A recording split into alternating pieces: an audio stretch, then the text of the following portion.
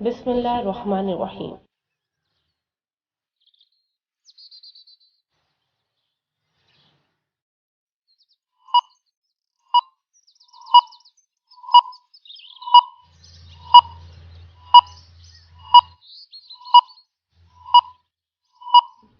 ماہ رمضان المبارک کے دوسرے دن کی دعا۔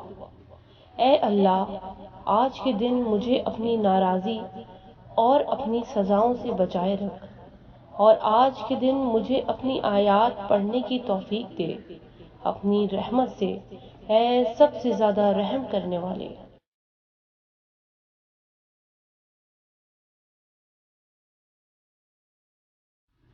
ماہ رمضان کے دوسرے دن کا ثواب۔